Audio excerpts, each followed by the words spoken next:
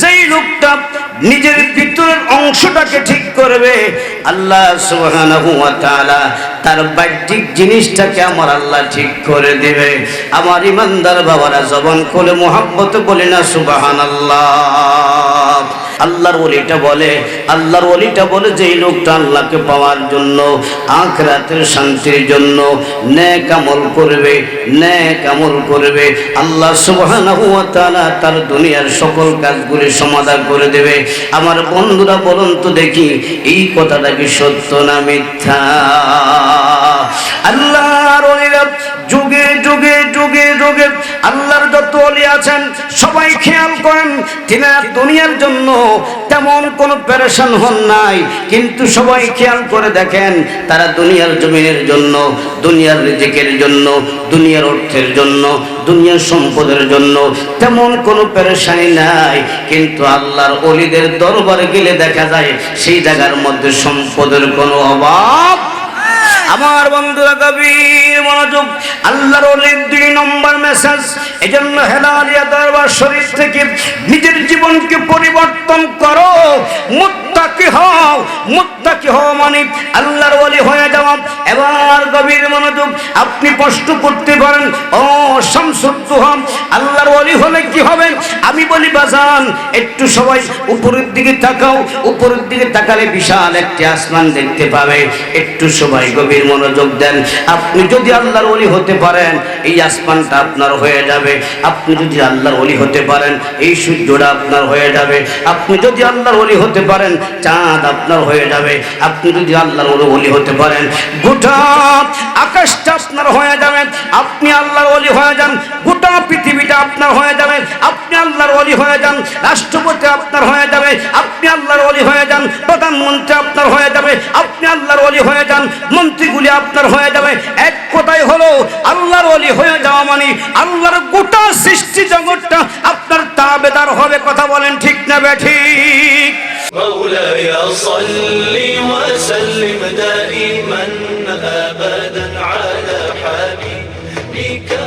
أعوذ بالله من الشيطان الرجيم. এবার বলি বিসমিল্লাহ।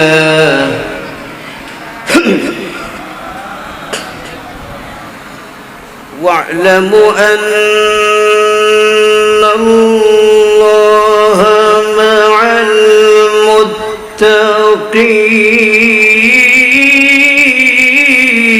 المتقين. وإذا قال الله تعالى يا أيها الذين آمنوا اتقوا الله وكونوا مع الصادقين.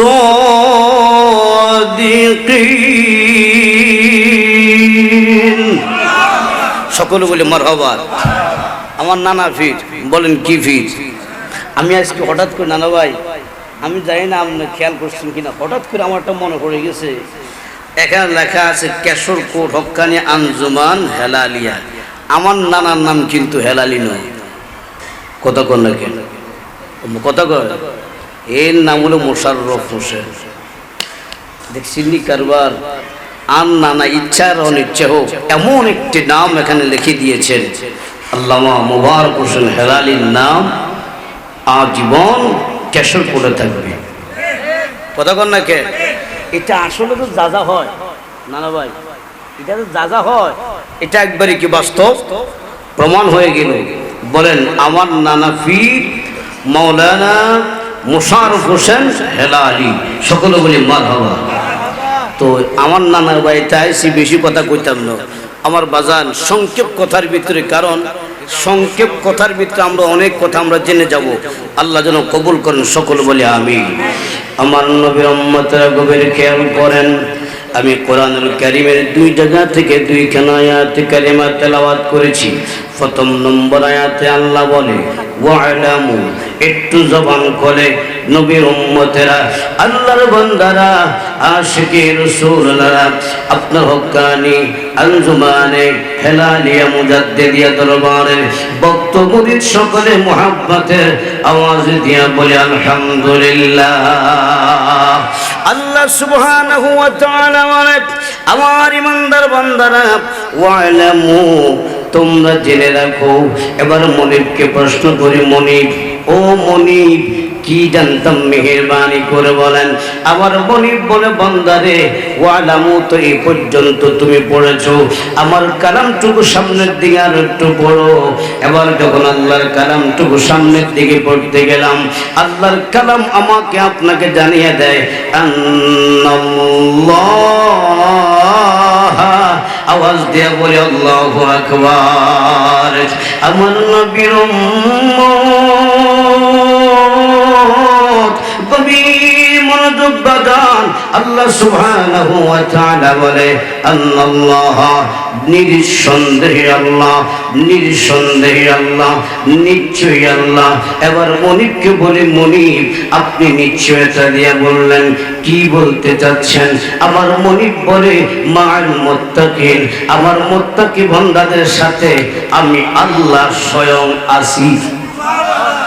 বাজান সুবহানাল্লাহ বাইকে কইয়ে মুহাব্বতের আওয়াজে বলুন সুবহানাল্লাহ।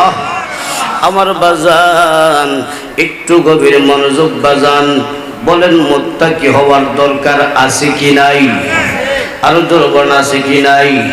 এই কথাটা আল্লাহ সুবহানাহু ওয়া তাআলা কোরআনুল কারীমের সূরা বাকারার মধ্যে একইভাবে বললেন, ওয়া'লামু আন্নাল্লাহ মা'আল মুত্তাকিন। সূরা বাকারাতে আল্লাহ সুবহানাহু ওয়া তাআলা এই কথাটা সূরা বাকারার দুই জায়গার মধ্যে বলেন, ওয়া'লামু আন্নাল্লাহ মা'আল মুত্তাকিন। সূরাতুল তাওবার আরেক জায়গার মধ্যে আল্লাহ বলেন, ওয়া'লামু আন্নাল্লাহ মা'আল মুত্তাকিন। আমার আল্লাহ সুবহানাহু ওয়া তাআলা সূরাতুন নাহল আরেক জায়গার মধ্যে আমার আল্লাহ সুবহানাহু ওয়া তাআলা বলে, ইন্নাল্লাহ মা'আল্লাযীনা ইত্তাকাও ওয়াল্লাযীনা হুম মুহসিনুন। আওয়াজ দিয়ে বলুন আল্লাহু আকবার। তাহলে বাজান, মুত্তাকি হলে লাভ না লস? এখন বলতে পারেন, হুজুর মুত্তাকি কে হবে?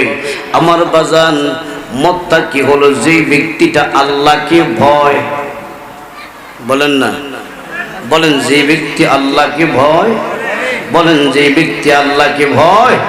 এবার বলেন বাজান, যে ব্যক্তিটা আল্লাহকে ভয় করে, তার মাঝে নামাজ আছে কি নাই? বলেন, তার মধ্যে রোজা আছে কি নাই? তার মধ্যে হজ আছে কি নাই? তার মধ্যে যাকাত থাকবে, ওই লোকটার মধ্যে সত্য কথা থাকবে, ওই লোকের কাছে মিথ্যা থাকবে না, ওই লোকটার কাছে সুদ থাকবে না, ওই লোকটার কাছে ঘুষের কারবার থাকবে না। কথা বলেন ঠিক না ঠিক? একটু গভীর মনোযোগ বাজান। আজকের হেলালিয়া দরবার শরীফ থেকে 3টা মেসেজ নিয়ে যান খুব সংক্ষেপ ভাষায়। আল্লাহর একজন ওলি, তিনি যখন কোনো মানুষের কাছে চিঠি লিখতেন, 3টা শব্দ আগে লিখতেন, 3টা লাইন তিনি আগে লিখতেন। জবান খুলে বলুন না সুবহানাল্লাহ। আল্লাহর ওলির চিঠি লেখার ক্ষেত্রে আগে তিনি 3টা লাইন আগে লিখতেন। সব জায়গার মধ্যে বা যার কাছে তিনি চিঠি লিখতেন, প্রথম নম্বর লিখতেন, যে ব্যক্তি আখিরাতের উদ্দেশ্যে আল্লাহর সন্তুষ্টির জন্য ইবাদত করবে, আমার আল্লাহ তার দুনিয়ার সকল কাজগুলি সমাধান করে দেবেন। বলেন বাজান, আমরা এই গুণে গুণান্বিত হতে চাই কি চাই না? আজকে হেলালিয়া দরবার শরীফ থেকে শিক্ষা নিয়ে যাও বাজান, নিজের জীবনটাকে পরিবর্তন করার জন্য শিক্ষা নেব। নাম্বার 1, নাম্বার 2 হলো বন্ধু, একটু মনোযোগ দিয়েন। আল্লাহর ওলি বলে, যেই লোকটা নিজের মধ্যে এবং আল্লাহর মধ্যে সম্পর্ক ঠিক করে নেয়, আমার আল্লাহ সুবহানাহু ওয়া তাআলা তার মাঝে এবং মানুষের মধ্যে সম্পর্ক ঠিক করে দেয়। একটু পরে বাজান বিশ্লেষণের মধ্যে যাব।